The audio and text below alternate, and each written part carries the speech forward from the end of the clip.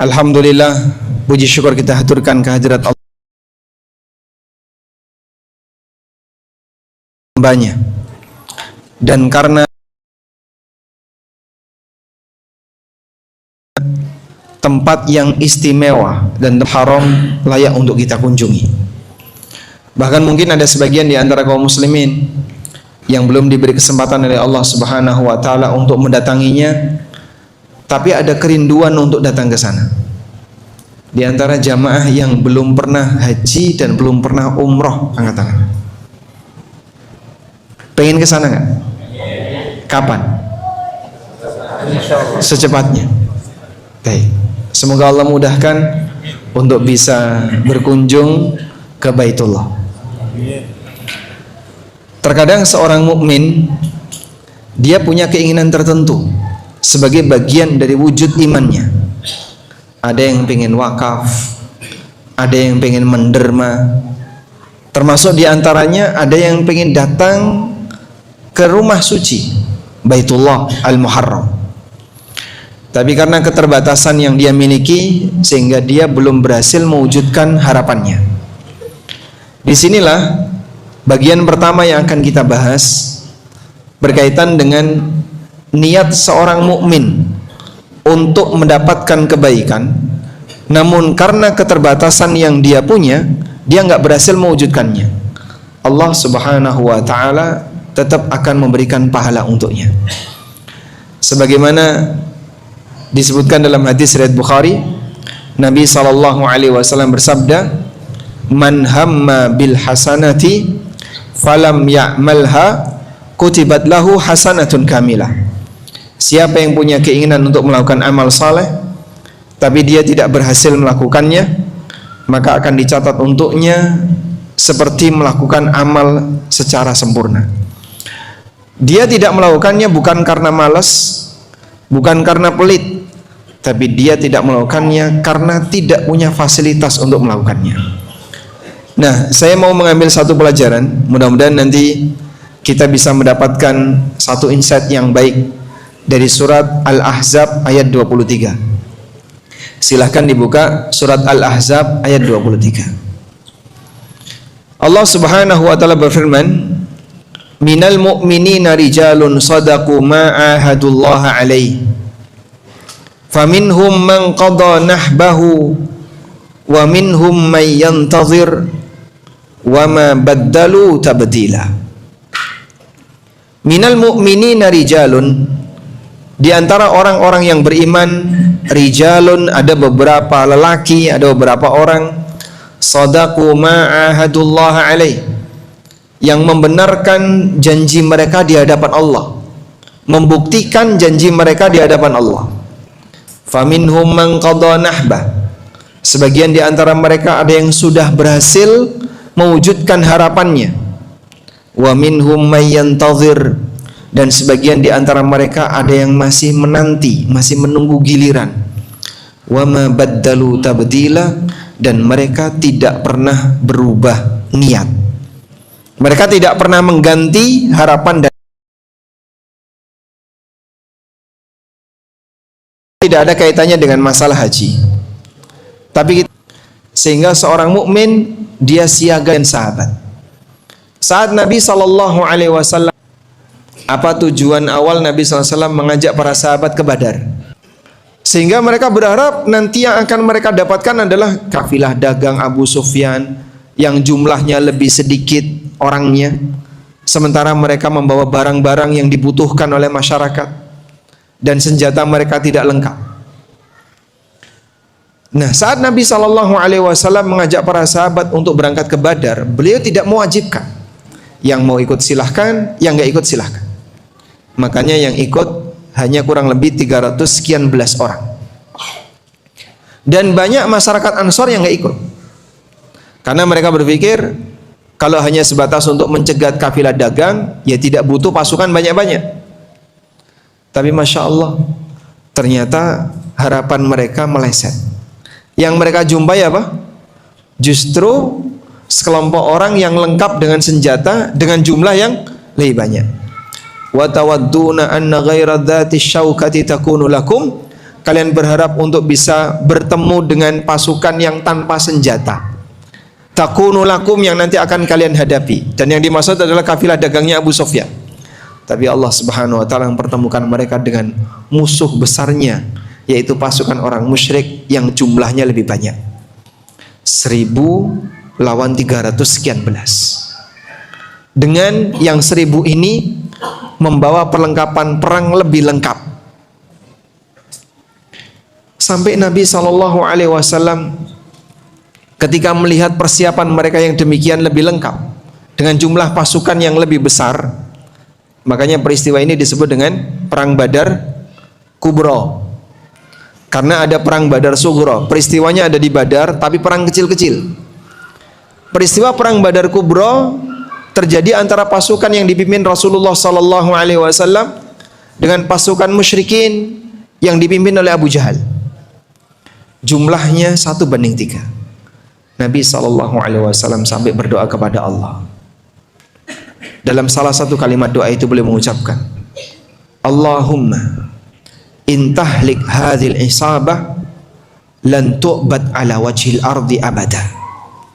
Ya Allah, kalau sampai kelompok kecil ini kalah, kau binasakan dalam peristiwa perang ini, maka kau tidak akan pernah disembah di muka bumi ini selamanya. Masjid An-Najiyah nggak ada, pondok ini nggak ada, karena ketika pasukan ini kalah nggak ada Islam. Tapi Allah Subhanahu wa taala berikan kemenangan bagi kaum muslimin. Nah, peristiwa ini kemudian membuat tidak nyaman sebagian sahabat, terutama mereka yang berharap bisa ikut perang tapi tidak ikut terlibat dalam peristiwa perang Badar, karena pada waktu itu Nabi SAW tidak mewajibkan. Akhirnya sebagian di antara mereka memiliki tekad kuat, kalau nanti Nabi SAW ngajak perang lagi, aku sudah siaga siap untuk ikut. Sehingga dia dalam posisi siaga untuk menerima panggilan jihad. Tayyib. Disitulah ternyata janji itu dibenarkan. Pada saat Nabi SAW mengajak mereka untuk berangkat menuju Uhud, para sahabat yang kemarin tidak ikut dalam peristiwa perang Badar, begitu ada panggilan Uhud langsung berangkat. Salah satunya pamannya Anas bin Malik, namanya Anas bin Nadr. Karena bapaknya Anas namanya siapa? Malik bin Nadr.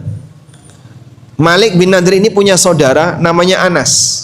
Namanya Anas bin Nadr. Malik punya anak Anas bin Malik. Gak bingung ya insya Allah ya? Sama-sama Anas, tapi yang satu keponakan, yang satu paman. Anas bin Nadr ini bertekad, kalau nanti Nabi SAW ngajak saya untuk jihad, saya akan jihad. Saya siaga untuk jihad, karena beliau sedih kenapa kemarin tidak ikut dalam peristiwa perang Badar. Beliau merasa menyesal kenapa kemarin tidak ikut, padahal Nabi SAW sudah mengajak walaupun belum sampai pada tingkatan wajib. Begitu perang Uhud, maka Anas bin Nadr ini langsung siaga menuju Uhud. Di perjalanan beliau ketemu dengan Sa'ad bin Mu'ad, dan beliau mengatakan, ya Sa'ad, inni ajidu rihal jannah tahta Uhud. Wahai Sa'ad, aku menjumpai aroma surga di bawah Uhud. Kau mau kemana? Aku siap untuk mati di sini. Dan akhirnya Allah Subhanahu wa taala anugerahkan kepada beliau mati syahid dalam peristiwa perang Uhud. Sebagian kaum muslimin masih bertahan hidup, sebagian kaum muslimin sudah meninggal dalam peristiwa perang Uhud. Disitulah masyarakat muslim yang menjadi sahabat Nabi SAW terbagi menjadi dua. Pertama, mereka yang punya keinginan untuk mati syahid telah terkabul, sehingga mereka mati syahid dalam peristiwa perang Uhud. Yang kedua, mereka yang punya keinginan mati syahid sudah berusaha untuk mengambil sebab dengan ikut perang, tapi ternyata mereka belum mati, sehingga mereka pulang, tapi keinginan untuk mati syahid gak hilang. Itulah yang diceritakan oleh Allah di ayat ini. Minal mu'minina rijalun sadaqu ma'ahadullah alaih. Di antara orang-orang yang beriman yaitu para sahabat Nabi sallallahu alaihi wasallam. Ada beberapa orang yang membenarkan perjanjian mereka di hadapan Allah, komitmen mereka di hadapan Allah, yaitu ketika datang panggilan jihad, mereka langsung berangkat. Kemudian Allah Subhanahu wa taala mengatakan, "Faminhum man qadha nahbah." Di antara mereka ada yang sudah berhasil menunaikan harapannya. Sudah berhasil menunaikan harapannya apa di sini, Pak? Mati syahid. Wa minhum may yantadir. Kelompok yang kedua, mereka yang masih siaga dalam kondisi menantikan dan menunggu kapan giliran dia untuk mati syahid. Kelompok yang kedua ini kata Allah, wa ma baddalu tabdila. Mereka tidak pernah mengganti niatnya. Masya Allah. Disinilah yang kita maksud tadi. Ada orang yang dalam posisi selalu siaga niat untuk berbuat taat dan amal soleh. Begitu ada sebab yang membuat mereka mampu untuk melakukannya, mereka langsung berangkat. Sekarang kita bawa konteks jihad tadi pada kegiatan yang lebih ringan daripada jihad kita. Itulah ibadah haji. Alhamdulillah kaum mukminin yang mereka punya rasa rindu kepada Baitullah, kaum mukminin yang ingin melaksanakan rukun Islam yang kelima, tertanam dalam hatinya, saya pengen berangkat haji. Yang belum haji boleh angkat tangan. Yang belum haji, Pak, mayoritas ya. Pengen haji nggak? Pengen haji? Baik. Tahun depan, kalau ada gratis, berangkat nggak? Berangkat. Tahun depan, jika Anda bisa haji dengan syarat jual rumah, sanggup nggak? Sebentar dulu Pak Ustadz, saya tanya istri dulu, syaratnya kok mahal banget. Baik. Sehingga mereka yang pengen untuk haji, walaupun sekarang mungkin masih dalam proses penantian, jika Anda dalam kondisi saya masih menunggu, apa yang Anda lakukan? Aku udah daftar Pak Ustadz. Pakai apa? Ini ada program reguler, ada haji plus, sesuai jalur yang disediakan oleh pemerintah. Karena hanya melalui dua jalur itu yang berdasarkan kuota pemerintah yang bisa kita ikuti. Di posisi ketika Anda tetap dalam keadaan pengen berangkat, niat itu tidak hilang, kemudian tidak membatalkan biaya yang telah dibayarkan, berarti dia dalam keadaan mayyantadir, sedang dalam penantian. Ada satu kejadian, dan ini sering kita ceritakan. Bapak-bapak usia 60-an tahun, beliau punya uang yang cukup untuk daftar haji reguler, bayar 25 juta. Selesai daftar, anaknya pada protes. Bapak buat apa daftar haji reguler? Usia bapak 60 tahun. Daftar haji reguler, Bandung nanti kan berapa lama? 24, bukan 30. 28 tahun. Jogja 30-an tahun. Untuk bisa berangkat haji reguler, antriannya sampai sekian puluh tahun. Sekarang usia bapak sudah 65, mau nunggu 28 tahun, 30 tahun. Apa masih mungkin bapak untuk bisa berangkat haji di usia 90 tahun? Daripada duit itu nganggur, 25 juta nggak bisa diapa-apain, toh nanti anaknya juga nggak bisa ngapa-ngapain dengan duit itu, dibatalin saja Pak. Ditarik duit 25 juta, mungkin kita bisa manfaatkan untuk usaha. Namun subhanallah, sang bapak ini tidak bersedia.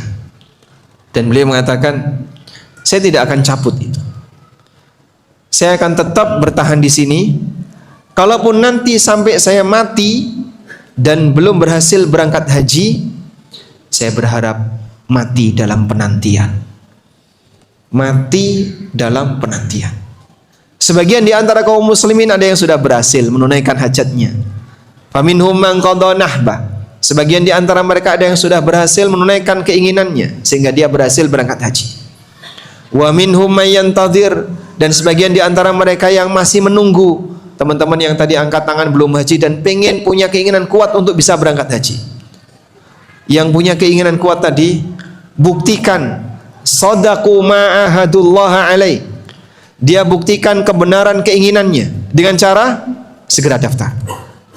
Loh tapi Pak, kan nggak jelas waktunya kapan.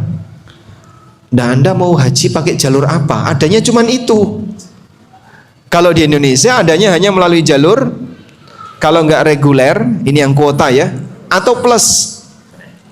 Kau mau pakai jalur apa? Adanya cuman itu. Kecuali kalau misalnya dia jadi ekspatriat di negeri-negeri kafir, atau misalnya dia punya istri yang berasal dari negeri-negeri yang minoritas. Misalnya dia punya istri orang Filipina, atau orang Thailand, atau orang Jepang, atau mana, barangkali dia bisa melalui jalur negeri selain Indonesia. Tapi kalau di negara kita, jalur resminya yang sifatnya kuota hanya melalui dua jalur itu. Sadaqu ma'ahadullah alaih, dia membuktikan kebenaran harapannya untuk bisa menunaikan rukun Islam yang kelima dengan cara saya sudah daftar.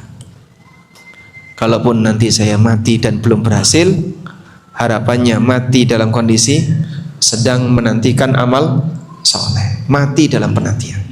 Baik. Dan ada satu keistimewaan jamaah. Aturan di negara kita, mereka yang sudah mendapatkan porsi haji tapi nggak berhasil berangkat karena meninggal, maka nanti porsi ini jatuh kemana Pak? Ke ahli waris. Sehingga bapak meninggalkan warisan yang pasti dipakai ibadah kalau tidak dibatalkan. Anda meninggalkan warisan 25 juta, warisan 25 juta dikasihkan ke anak. 25 juta kira-kira kalau di Bandung habis berapa lama? Sehari. Masya Allah. Itu dipakai ke mall mana aja? 25 juta jadi warisan. Mungkin ya, ada anak yang langsung beli motor, ada yang langsung beli ini, beli ini. Jadi hanya habis untuk urusan duniawi. Tapi kalaupun misalnya Anda tinggalkan porsi haji, lalu kita meninggal dunia sebelum berhasil berangkat, dilanjutkan oleh anak, ini akan jadi warisan yang istimewa. Orang tuanya pahalanya tidak hilang, karena dialah yang membiayai porsi haji yang pertama, dan yang melaksanakan adalah anaknya, dia bisa mendapatkan urutan lebih awal, sehingga nggak perlu takut. Makanya kaum muslimin, kami sarankan yang sudah punya dana yang cukup 25 juta tanpa harus utang, dan ketika itu dipakai tidak ganggu dapur Anda, segera daftar yang reguler. Kalau Anda punya kemampuan yang lebih, bisa daftar yang plus $4.000 sebagai DP, dan nanti harus menunggu selama 7 tahun, silahkan. Fasilitasnya beda, harganya beda. Kok nanti misalnya dalam perjalanan ada apapun yang menyebabkan Anda tidak berhasil berangkat, tidak perlu ada yang membuat Anda sedih, karena sejatinya seperti ini adalah sebuah peninggalan warisan yang lebih istimewa dibandingkan hanya sebatas meninggalkan harta. Baik, kita tahu bahasanya kota suci ini dimuliakan oleh Allah Subhanahu wa taala, dan Allah Subhanahu wa taala jadikan kota ini sebagaimana yang Allah tegaskan di Al-Baqarah ayat 125.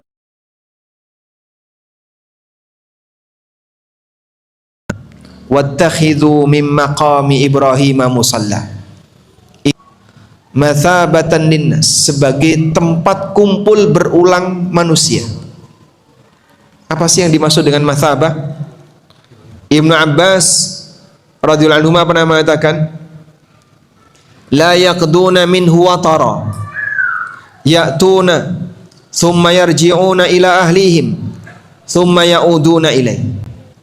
Gak pernah ada ceritanya orang bosen untuk datang ke Ka'bah, walaupun sudah berkali-kali umroh, tetap punya kerinduan untuk datang. Bapak Ibu ya, Ka'bah itu bentuknya apa Pak? Cuman kubus, sebagaimana yang kita lihat. Warnanya ada warnanya nggak? warna batu bata. Hitam itu kiswahnya, gitu ya. Warna kiswahnya hitam. Kalau dari sisi gaya seninya, ya biasa saja. Bangunannya bangunan kotak saja. Sehingga tidak ada nuansa seni. Tapi ini menjadi salah satu keajaiban. Orang ketika datang ke sana merasa nyaman untuk melihat Ka'bah. Itulah bahasa iman. Allah Subhanahu wa taala jadikan al-bait sebagai mathabatan linnas.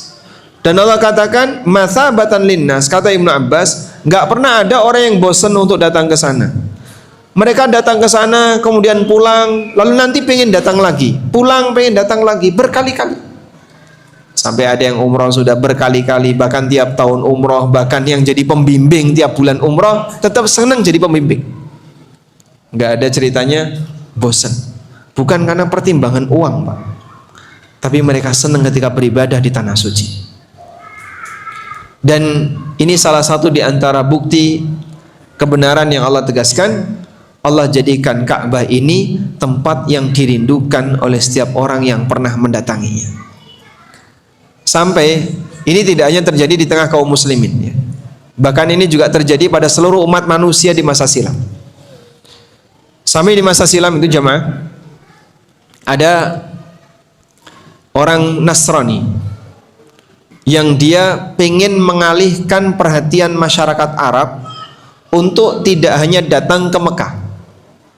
Apa pengaruhnya jika sebuah daerah didatangi banyak orang? Ekonominya kan maju. Disinilah cara Allah Subhanahu wa taala memberikan sumber pendapatan bagi penduduk Mekah. Mekah itu tanahnya tandus, isinya bebatuan, tidak bisa ditanami sebagaimana layaknya lahan Madinah, sehingga nggak ada kebun di Mekah. Terus dari mana cara masyarakat Mekah bisa mendapatkan bahan makanan?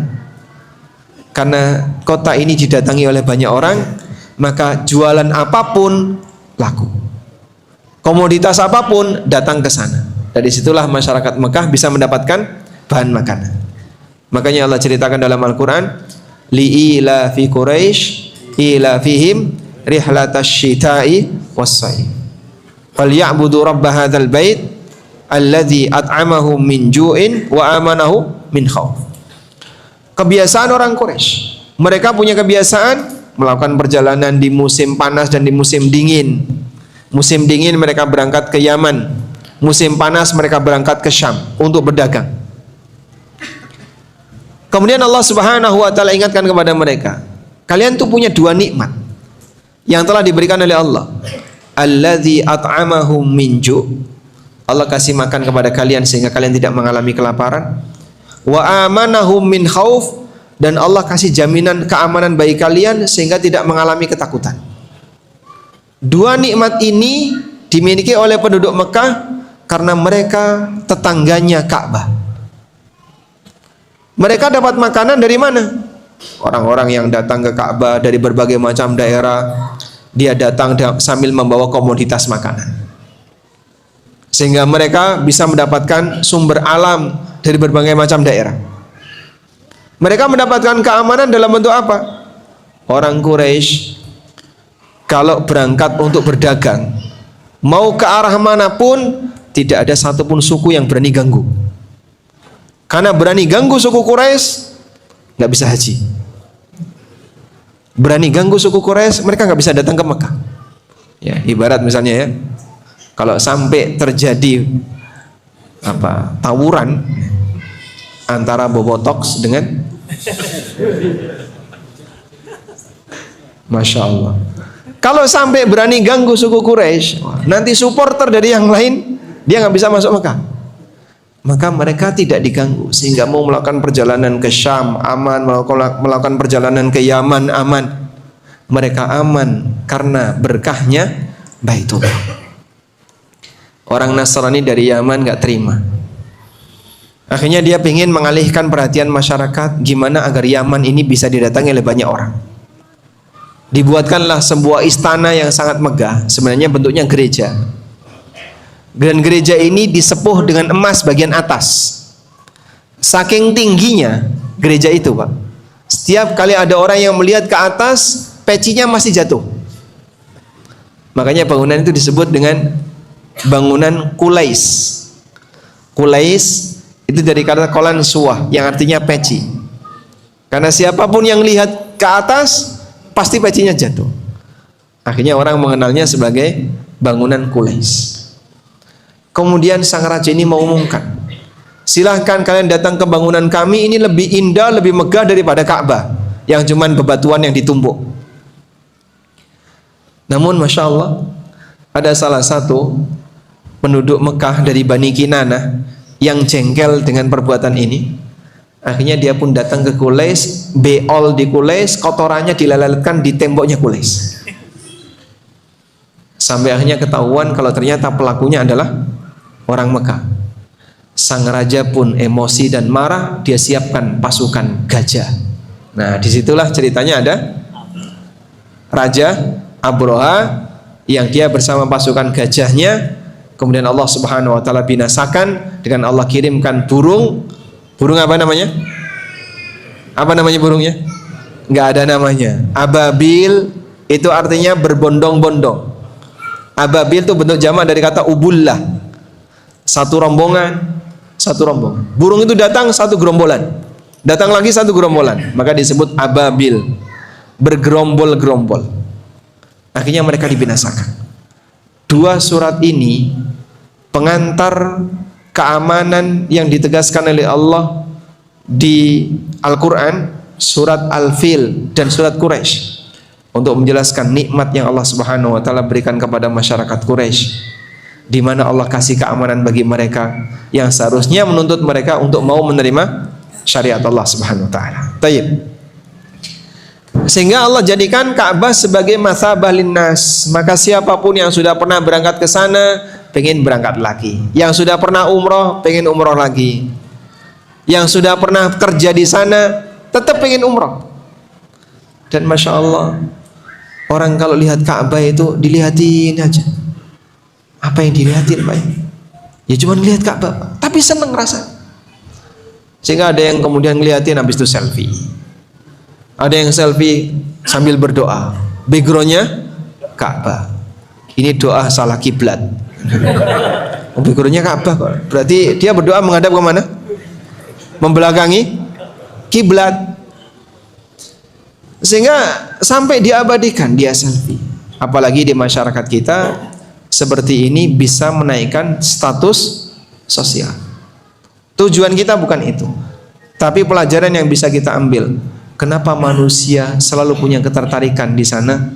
Pembenar dari awal apa yang Allah tegaskan, wa id ja'alnal baita mathabatan lin-nasi wa amna.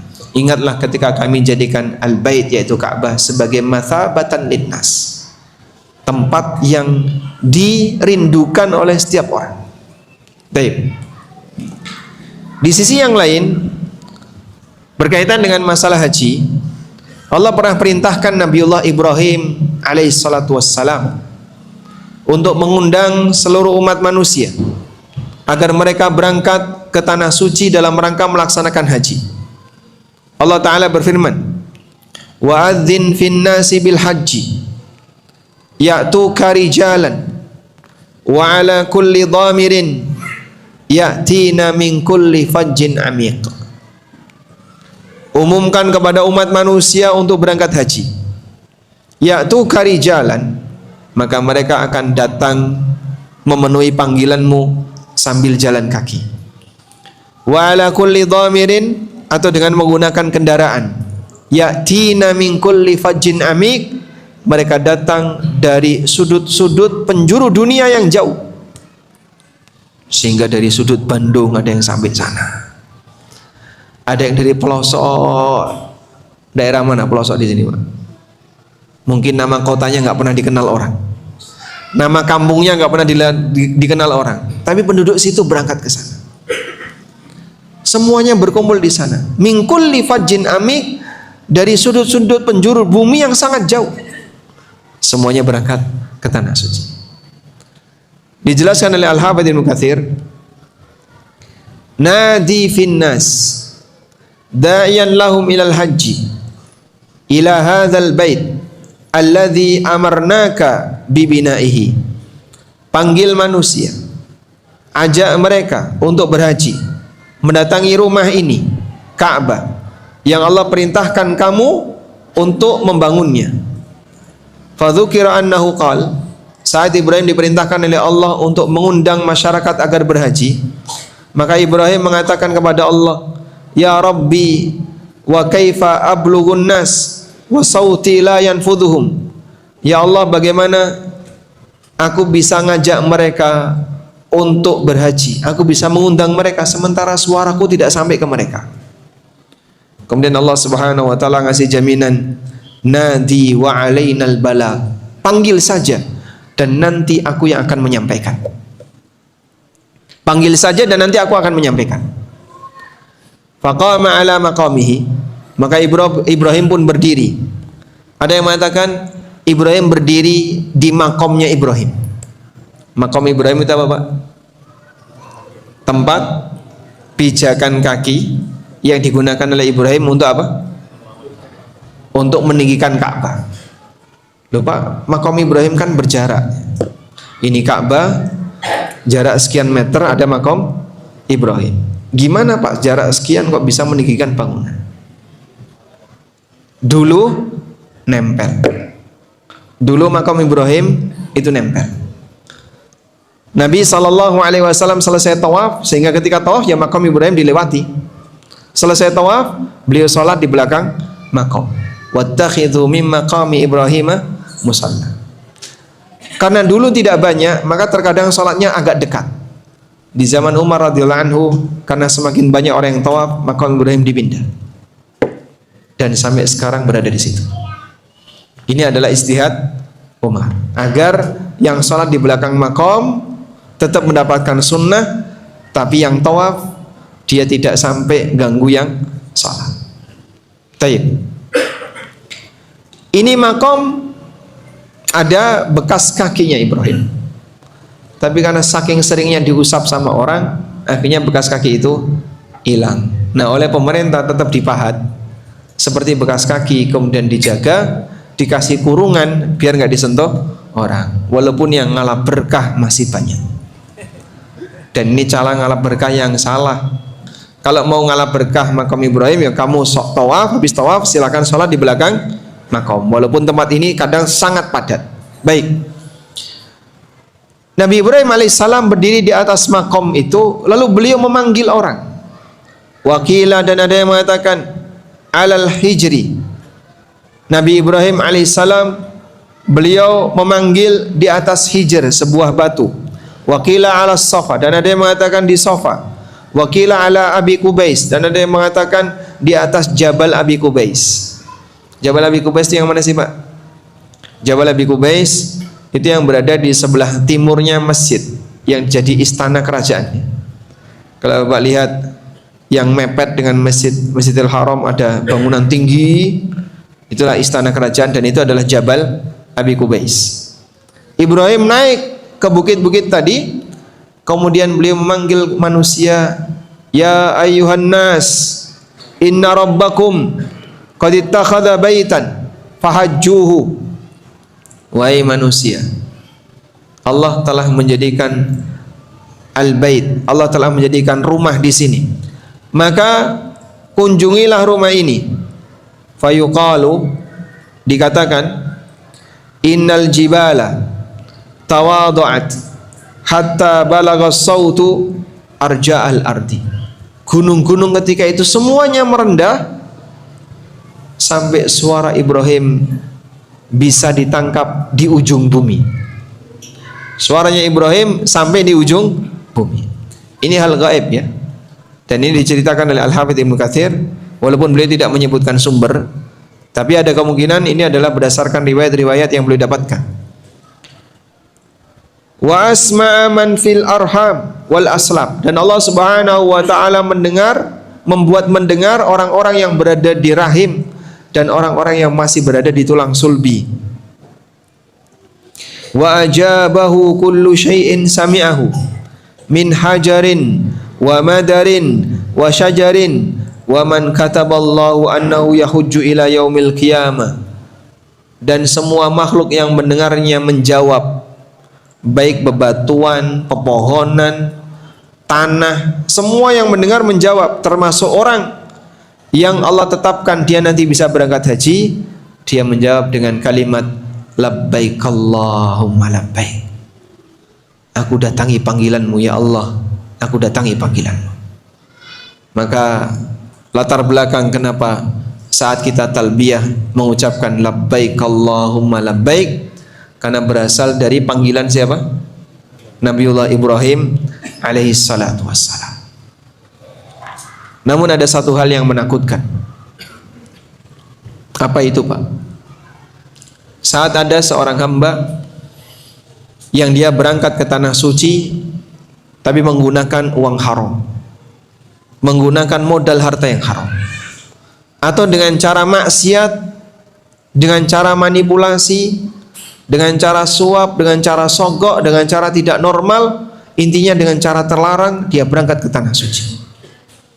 Saat kemudian dia tiba, lalu dia mengucapkan labbaik Allahumma labbaik, qala Allahu Rabbul Izzah, Allah Subhanahu wa taala kemudian berfirman, la labbaika wa la sa'daik, gak ada labbaik untuk kamu.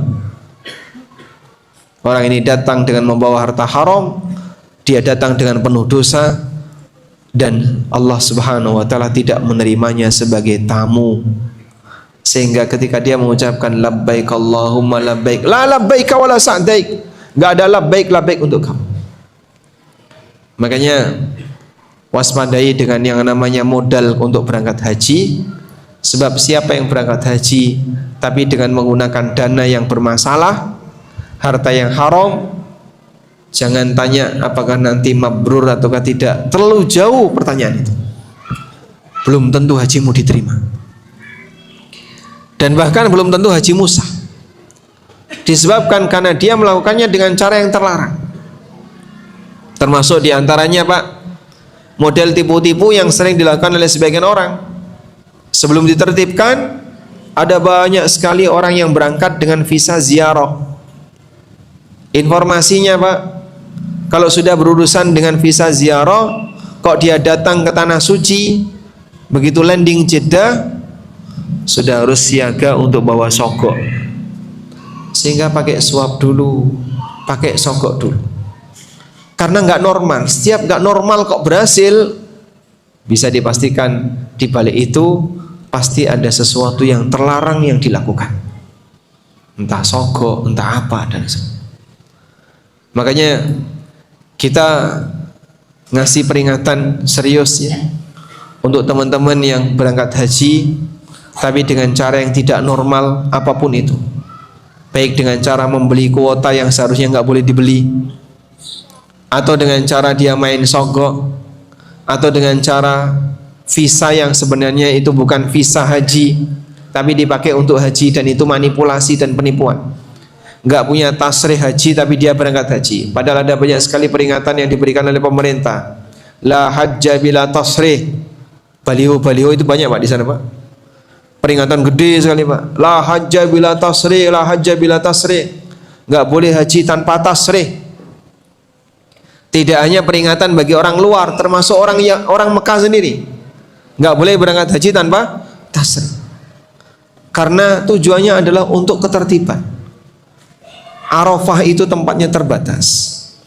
Musdalifah itu tempatnya terbatas. Mina juga tempatnya terbatas. Kalau bebas untuk bludas-bludus melbu metu semua.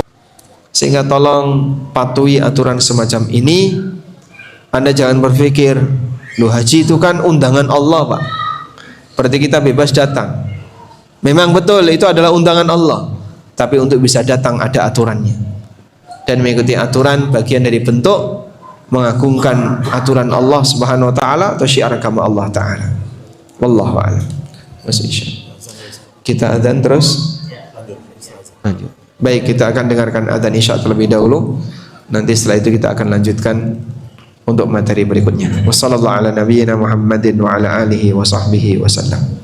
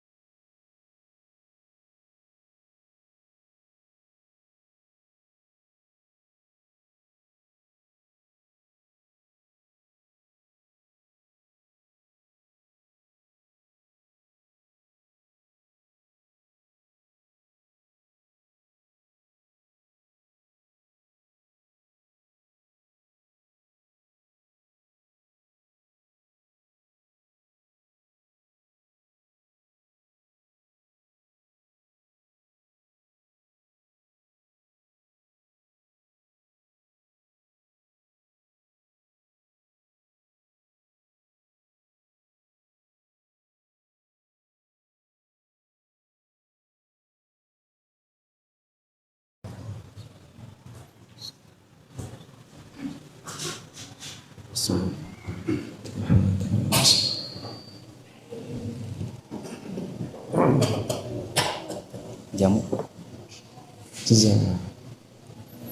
Alhamdulillah wassalatu wassalamu ala Rasulillah wa ala alihi wa sahbihi wa mawalah wa asyhadu an la ilaha illallah wahdahu la syarikalah wa asyhadu anna Muhammadan abduhu wa rasuluh. Berikutnya kita mau bahas sedikit tentang orang yang punya kemampuan tapi dia nggak mau haji. Allah Subhanahu wa taala jadikan haji ini sebagai ibadah di mana syarat wajibnya adalah adanya kemampuan. Walillahi 'alan nasi hajjul baiti man istata'a ilaihi sabila. Bagi manusia wajib bagi mereka untuk berhaji ke Baitullah murni untuk Allah, man istata'a ilaihi sabila, bagi siapa yang punya kemampuan untuk melakukan perjalanan ke sana. Istita'a ilaihi sabila, kata Nabi sallallahu alaihi wasallam, beliau menafsirkan ar-rahilatu waz-zad. Dia punya kendaraan untuk berangkat. Dan yang kedua adalah az-zad, dia punya bekal untuk berangkat. Tayyib. Selanjutnya, ketika ada orang yang dalam posisi dia tidak mampu, pertanyaannya, apakah dia wajib untuk jadi orang yang kaya agar dia bisa mendapatkan kewajiban haji? Saya ulangi ya. Apakah orang itu wajib kaya biar dia bisa zakat? Apakah orang itu wajib kaya agar dia bisa haji? Ya atau tidak? Tidak. Atau wajib? Tidak wajib. Kenapa nggak wajib? Nah, disinilah ada dua syarat yang perlu dibedakan. Ada namanya syarat sah dan ada namanya syarat wajib. Syarat sah itu apa? Sesuatu yang harus diupayakan oleh manusia sebelum dia melakukan amalan tertentu agar status amalan itu bernilai sah. Namanya apa? Syarat sah. Yang kedua, ada syarat wajib. Apa itu syarat wajib? Kondisi yang apabila dialami oleh seseorang maka dia berkewajiban untuk melakukan amal tertentu. Bisa dibedakan? Baik. Ada hadiahnya enggak? Bisa diulangi, Pak. Apa bedanya syarat sah dan syarat wajib? Ya. Kalau sah diupayakan, kalau syarat wajib harus berangkat. Baik. Saya ulangi ya.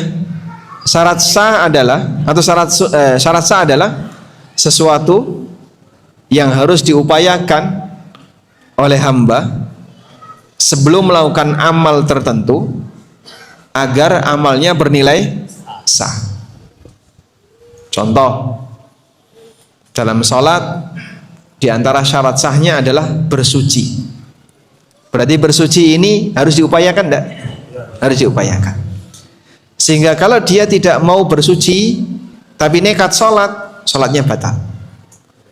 Maka orang yang bisa beli air untuk wudhu, dia tidak boleh tayamum karena memungkinkan bagi dia untuk wudhu dengan beli air. Sehingga nggak boleh asal tayamum saja setiap dia ada di atas kendaraan, padahal memungkinkan bagi dia untuk wudhu.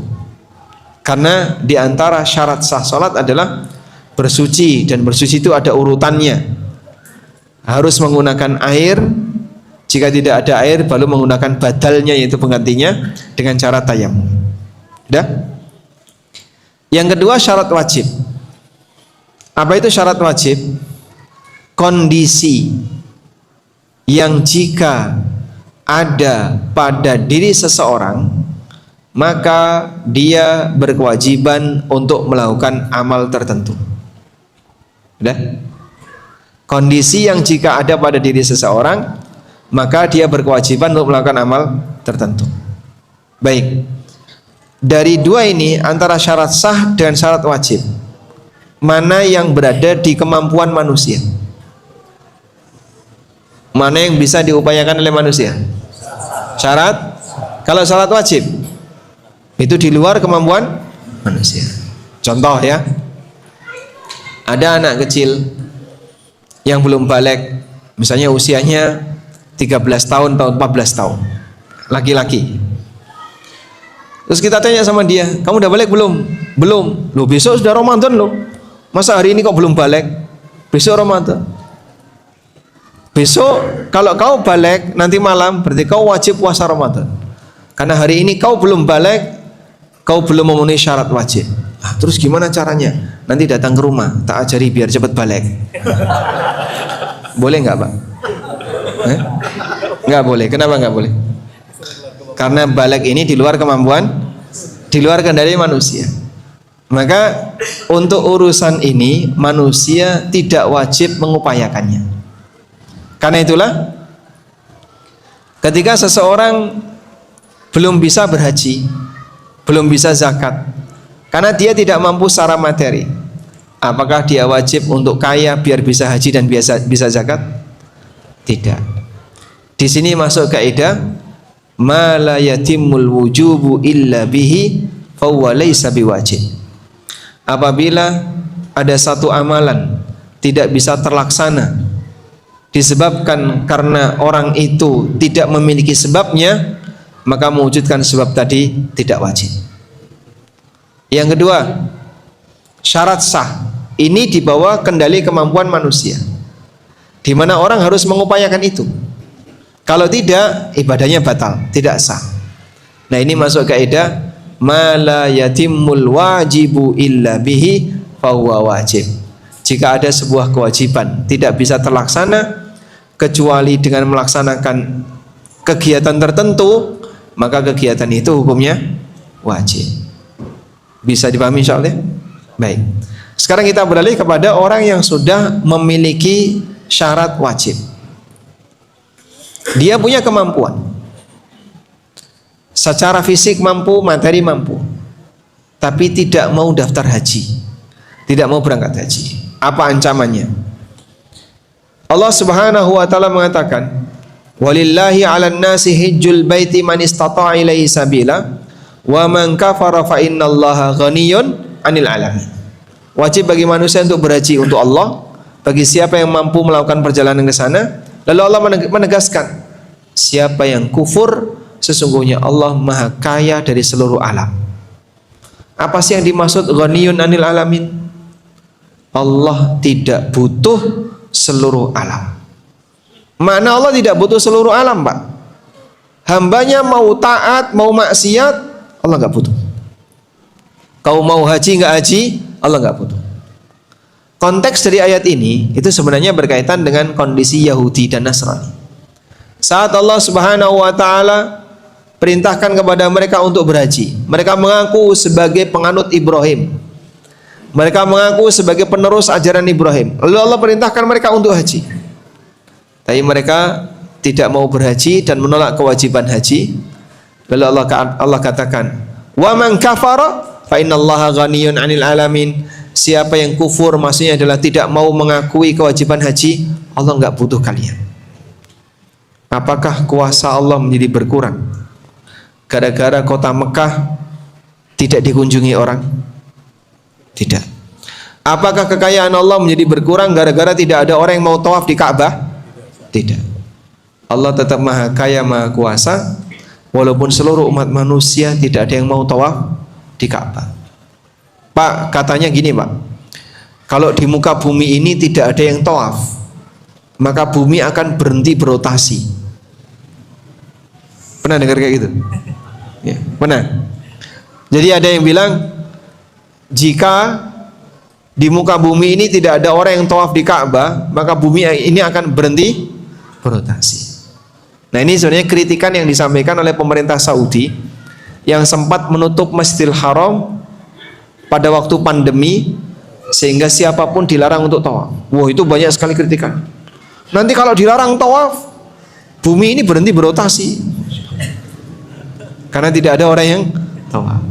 Kita sampaikan, Mas, tolong lihat siaran live itu Mas di kota Mekah. Setiap hari 5 kali tidak boleh ada orang yang tawaf. Pas kapan? Waktu sholat. Waktu sholat itu tidak boleh ada orang yang tawaf. Setiap hari 5 kali. Berhenti berotasi enggak? Enggak terasa ya Pak Ustaz? Karena kan cuma sebentar. Masya Allah, ini ada-ada saja ya. Nah, mitos-mitos seperti ini tersebar di masyarakat. Dan itu adalah mitos yang salah, enggak benar ya. Karena rotasi bumi dengan tawaf enggak ada hubungannya. Namun bagi mereka yang tidak mau mengagungkan Baitullah, menolak kewajiban haji, Allah Subhanahu wa taala memberikan ancaman, "Wa man kafara fa innallaha ghaniyun 'anil 'alamin." Siapa yang kufur, Allah enggak butuh seluruh alam. Ibnu Katsir mengatakan, qaulullah ta'ala, firman Allah taala, "Wa man kafara fa innallaha ghaniyun 'anil 'alamin." Siapa yang kufur, sesungguhnya Allah tidak butuh seluruh alam. Kata Ibnu Abbas, Mujahid dan yang lainnya, ai wa man jahada faridatal haji, siapa yang tidak mau mengakui kewajiban haji, faqad kafara wallahu ghaniyun anhu, maka dia kafir dan Allah tidak butuh terhadap dia. Wa qala al-Qasimi, kata al-Qasimi mengenai makna firman Allah ini, imma musta'nafun liwa'idin man kafara bihi, ay la ta'allaqa lahu bima qabla, wa imma annahu muta'alliqun bihi wa muntazimun ma'ahu wa huwa azharu wa abla.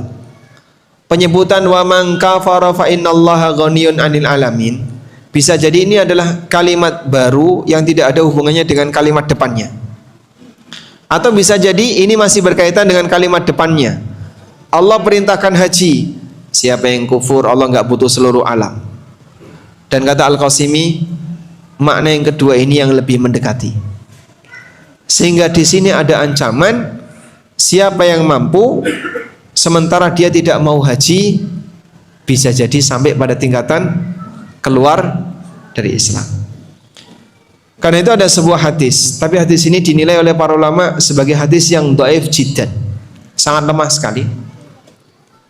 Hadis itu menyebutkan, man malaka zadan warahilatan tablughuhu ilal bait, siapa yang punya bekal dan kendaraan yang bisa mengantarkannya ke Ka'bah, walam yahuj, tapi dia tidak mau haji, fala alaihi ayyamuta yahudiyan aw nasraniyan, mati saja jadi Yahudi atau Nasrani.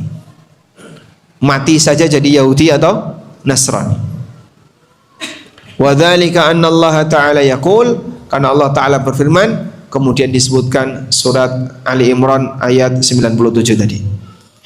Dan hadis ini disepakati oleh para ulama sebagai hadis yang dhaif jiddan, sehingga tidak bisa kita jadikan sebagai dalil. Namun ada riwayat yang sahih. Kata Ibnu Katsir, isnadu sahihin ila Umar, ada riwayat yang sahih sampai Umar, diriwayatkan oleh Al-Hafidz Abu Bakar Al-Ismaili. Dari Umar bin Khattab radhiyallahu anhu, beliau mengatakan, man ataqa al-hajja, siapa yang punya kemampuan untuk berhaji, falam yahujja, tapi dia tidak mau berhaji, fasawaun alaihi mata yahudiyan aw nasraniyan, sama saja mau mati Yahudi atau Nasrani. Artinya apa? Ini adalah hardikan yang sangat keras. Ini adalah ancaman yang sangat keras yang diberikan oleh Amirul Mukminin Umar bin Khattab. Mereka yang punya kemampuan tapi tidak mau haji disamakan seperti Yahudi dan Nasrani. Wallahu ta'ala alam. Baik, mungkin itu yang bisa kita sampaikan sebagai pengantar, dan kita mohon kepada Allah Subhanahu wa taala semoga Allah mempertahankan niat kita sehingga keinginan untuk beramal saleh dalam bentuk berhaji tidak pernah berubah. Wa ma baddalu tabdila, tidak pernah berubah dari hati kita. Yang kedua, semoga Allah Subhanahu wa taala memudahkan kita untuk bisa berangkat ke tanah suci baik dalam rangka umrah maupun haji. Wassallallahu ala nabiyyina Muhammadin wa ala alihi wa sahbihi wasallam.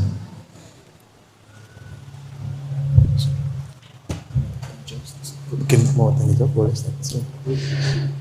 Barangkali ada jemaah ingin bertanya, kami persilakan. 3 orang dulu. Baik, 1. Ada mic belakang panitia? Ada. Ada mic 1. Tolong mic 1. Sebentar. Mic satunya? Tadi yang angkat tangan, Pak. Itu yang Siapa yang megang mic, dia yang bisa bertanya. Ustaz ingin bertanya, misalkan ada orang tua yang menunggu haji, kemudian beliau meninggal gitu. Kemudian anaknya banyak, anak yang pertama perempuan, kedua perempuan, ketiga laki-laki, keempat perempuan. Nah, siapakah yang berhak berangkat untuk mewarisi haji tersebut? Ada berapa kuota? 1 atau 2? 1. Tapi anaknya 4. Baik. Kalau kondisinya seperti ini, kuotanya cuma 1, tapi anaknya ada 4. Siapa yang paling berhak? Jawabannya yang paling berhak adalah ahli waris. Nah, semuanya kan ahli waris, Pak. Karena semuanya ahli waris, maka nanti ditentukan berdasarkan kesepakatan.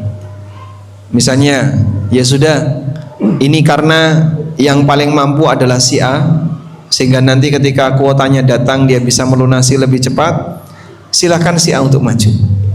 Tapi kewajiban si A nanti harus bayari saudaranya. Dia harus memberikan kompensasi kepada saudaranya.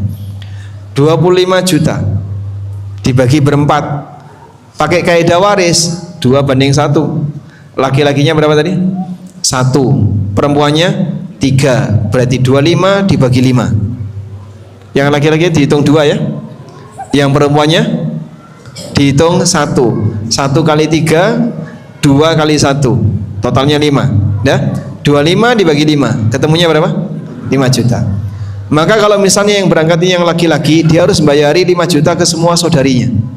5 juta, 5 juta, ini warisan dari kuota, biaya kuota haji yang sudah didaftarkan oleh ibu. Selanjutnya kuota ini jadi milik saya. Nanti kalau ada panggilan ya saya akan haji atas asas kesepakatan. Wallahu a'lam. Silakan yang kedua. Assalamualaikum warahmatullahi wabarakatuh. Waalaikumsalam warahmatullahi wabarakatuh. Begini Ustaz, udah daftar haji, tapi kesempatan untuk hajinya masih lama, mungkin terlalu tua gitu kan. Nah, kemudian diambil, digantikan ke umrohnya di 10 hari bulan Ramadan yang pahalanya sama dengan haji. Nah, itu gimana tuh Ustaz? Apakah masih apakah lebih baik dibiarkan menunggu sampai akhirnya tidak haji, tidak umroh ya, hanya tercatat haji saja, diambil untuk umroh tapi pahalanya sama dengan haji gitu. Gimana itu Ustaz? Silakan. Terima kasih. Masya Allah. Trik untuk bisa dapat pahala. Taib.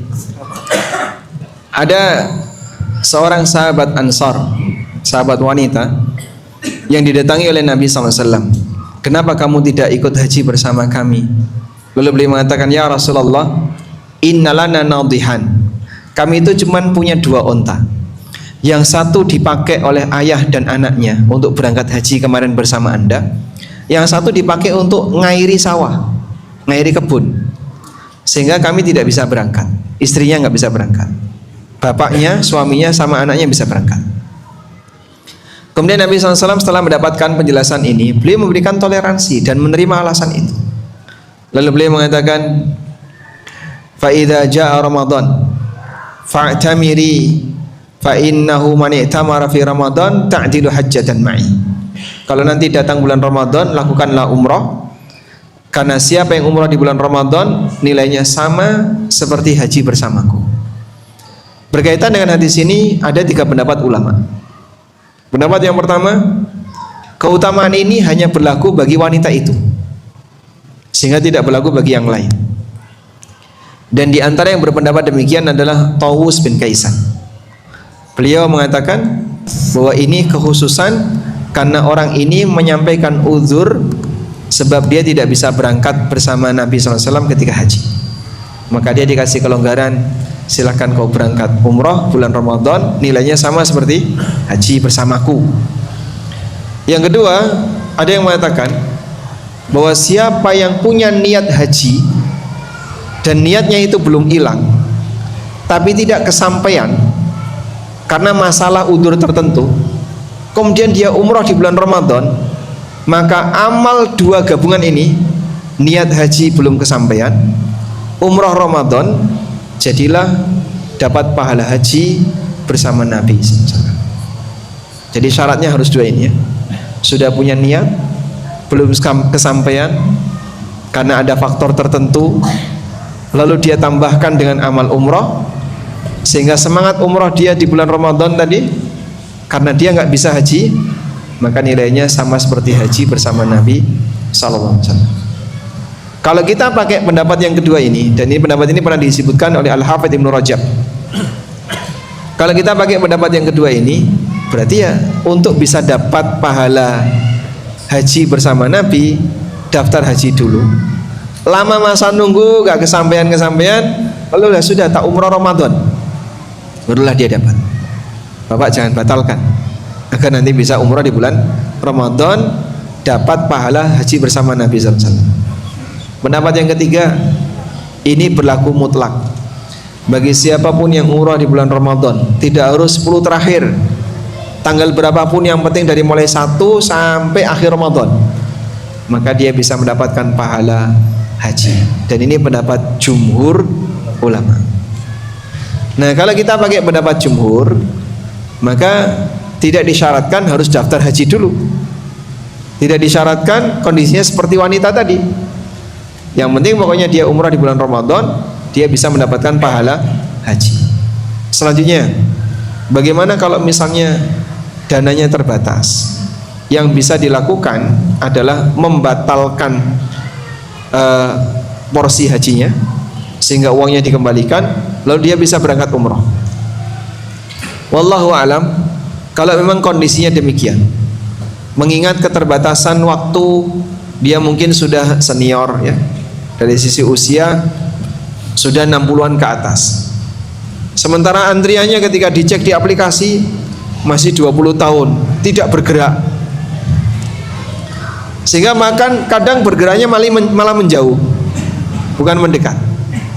Seperti kasus kemarin ya, gara-gara korupsi kuota haji, banyak yang mendapatkan dampak buruknya, terlempar menjauh, akhirnya dia nggak bisa berangkat. Lalu gimana kalau kondisinya seperti ini? Wallahu alam, kalau memang kondisinya demikian, bisa dia batalkan tadi, kemudian dia berangkat umrah dengan komitmen, kalau nanti akan Allah berikan kepadaku harta yang cukup untuk daftar ulang, maka dia daftar ulang. Semoga kondisi ini menyebabkan dia wa ma baddalu tabdila, tidak pernah mengubah niatnya. Wallahu a'lam. Hadiah. Baik. Hadiah yang pertama, fikih kurban. Insyaallah ini akan dibedah di Masjid An-Nafi Dago hari Sabtu besok ya. Hari Sabtu duha. Ada yang mau datang? Enggak ada? Ya sudah, enggak jadi. Yang mau datang angkat tangan. Oh, Bapak yang angkat tangan duluan. Insyaallah. Mohon maaf Pak, dapat tadi. Keduluan beliau. Pertanyaannya, apa bedanya syarat sah dan syarat wajib? Siapa yang angkat tangan duluan tadi? Bapak sudah dapat hadiah? Ya ini, silakan. Syarat sah adalah baca. Baca, silahkan baca catatan. Syarat sah adalah sesuatu yang harus diupayakan manusia sebelum beramal agar sah amal. Kalau syarat wajib? Syarat wajib sesuatu yang kondisi yang apabila dialami seseorang maka wajibnya sah. Benar jemaah? Benar, alhamdulillah. Baik. Selanjutnya, sebutkan satu contoh syarat sah haji. Syarat sah haji. Wukuf di Arafah itu rukun. Sebutkan syarat sah haji. Mampu secara fisik dan harta itu syarat wajib. Sebutkan syarat sah haji. Mengupayakan maksudnya? Kalau nggak diupayakan nggak sah. Muslim. Orang kafir haji kan nggak sah ya. Alhamdulillah. Sudah cukup? Baik, demikian. Semoga apa yang kita bahas ini bermanfaat. Wassallallahu ala nabiyyina Muhammadin wa ala alihi wa sahbihi wa sallam. Wa akhiru da'wana alhamdulillahi rabbil alamin. Assalamualaikum warahmatullahi